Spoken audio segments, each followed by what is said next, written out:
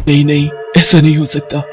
मैं तुझे पंकज की परछाई के पास भी जाने नहीं दूंगी। मेरा पंकज सिर्फ मेरा है। रानीगंज नाम के एक गांव में श्यामलाल अपनी पत्नी कमला के साथ रहता था।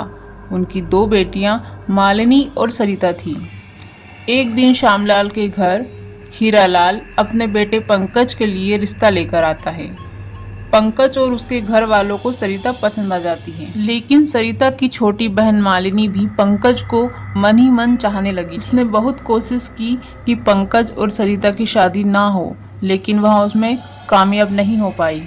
फिर दोनों परिवार मिलकर पंकज और सरिता की शादी धूमधाम से करते हैं और दोनों एक खुशहाल जीवन जीने लग जाते हैं। एक दिन सरिता पंकज से बोलती है, सुनो जी, माँ की तबीयत कुछ ठीक नहीं तो मुझे 2-4 दिन के लिए घर छोड़ाओगे? ये भी कोई पूछने की बात है? जब मर्जी जाओ। मुझे तुम्हारी याद बहुत आएगी, पर कोई नहीं, हम फोन पर बात कर लिया करेंगे। फिर अगले ही दिन पंकज सरिता को उसके मायके छोड़कर आ जाता है। अब मानो मालिनी को तो मौका मिल जाता है अपने प्यार के बीच आए कांटे को हटाने का। तभी मालिनी सरिता से बोलती है, आखिर पंकज ने तुझे पसंद कैसे कर लिया? तू इतनी सिंपल और वो इतना हैंडसम। उसे तो मेरी जैसी लड़की सूट करेगी।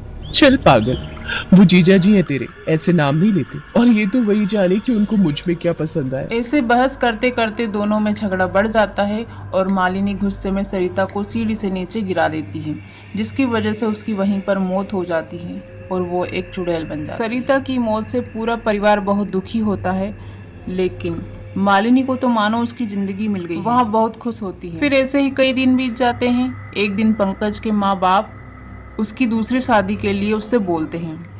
पंकज उनकी खुशी के लिए मान जाता है। ये बात मालिनी को पता चलती है तो वो अपनी माँ से बोलती है, माँ, सरिता दीदी उस घर में कितनी खुश थी।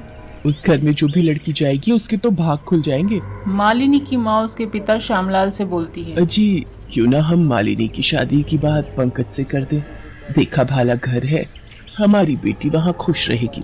हाँ, बात तो बिल्कुल सही है। अगले ही दिन मालिनी के माँ बाप पंकज के घर जाकर उसकी शादी की बात करते हैं और पंकज के माँ बाप भी मान जाते हैं। मालिनी अब बहुत खुश थी, लेकिन चुड़ैल बनी सरिता को उस पर बहुत गुस्सा आता है। नहीं, मैं ऐसा बिल्कुल भी नहीं होने दूंगी। मालिनी, मुझसे तुझे कोई नहीं बचा पाएगा। इधर मालिनी खुशी खुशी शादी की तैयारी में लग जाती है, लेकिन अब हर जगह उसको वहाँ चुड़ैल दिखाई देने लगती है। कुछ तो गड़बड़ है, ये मेरे साथ क्या हो रहा है? लेकिन फिर मालिनी शादी की शॉपिंग में लग जाती है। नहीं होने दूंगी, मैं इन दोनों की शादी कभी नहीं होने दूंगी।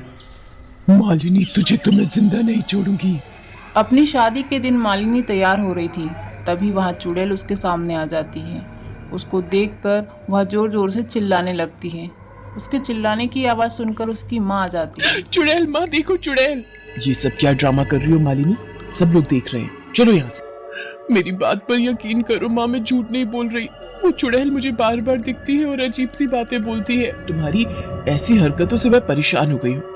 अगर पंकज या उसके माँ बाप को ये सब पता लगेगा तो वो क्या सोचेंगे? तभी मालिनी के पिता शादी की रस्मों को शुरू करने के लिए उन्हें बुलाते हैं। नहीं, ऐसा नहीं हो सकता। मैं तुझे पंकज की परछाई के पास भी जाने नहीं दूंगी। मेरा पंकज सिर्फ मेरा है। शादी के लिए मालिनी को मंडप में ले जाने की तैयारी होने लगती है। तभी वह चुड़ैल सबके सामने आ जाती है। माँ देखो, ये वही चुड़ैल है। माँ, मैं बोलती थी ना कि मुझ पर यकीन करो, मैं झूठ नहीं बोल रही थी। झूठ की बात मत कर मालिनी, इतनी सच्ची है तो बता, क्या किया था तूने अपनी बहन के साथ उस रात को? कौन सी रात? चुड़ैल को देखकर सब बहुत डर जाते हैं। तभी पंकज बोलता है, ये चुड़ैल क्या बोल रही है? सच बोल, वरना इस हवन कुंड में तेरा सर डालकर तुझे जलाकर राख कर दूंगी। मालिनी बहुत डर जाती है और बोलती है, मुझे मत मारो, मैं सब सच बताती हूँ। कौन सा सच मालिनी? वो दरअसल मैं आपसे शादी करना चाहती थी, पर सरिता दीदी की शादी आपसे हो गई। मैंने चिढ़ में उस रात उनको सीढ़ियों से धक्का दे दिया था और वो मर गई। ये सुनकर पंकज बहुत दुखी होता है और गुस्से से बोलता है, कैसी बहन हो तुम? अपनी ही बहन को मार डाला।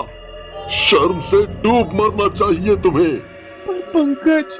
चुप रहो सब्जी, मैं तुम्हें पुलिस में दूंगा और तुम जैसी घटिया लड़की से कभी शादी नहीं करूंगा। फिर श्यामलाल चुड़ैल से पूछता है कि तुम्हें ये सब कैसे पता चला? मैं सरिता हूँ, सरिता। सरिता? मैं कब से भटक रही हूँ, बस इसी इंतजार में थी कि कब सबको इस मालिनी का सच पता चले। आखिरकार मालिनी का सच सबके सामने आ जाता है और इस तरह चुड़ैल की आत्मा को भी शांति मिल जाती है।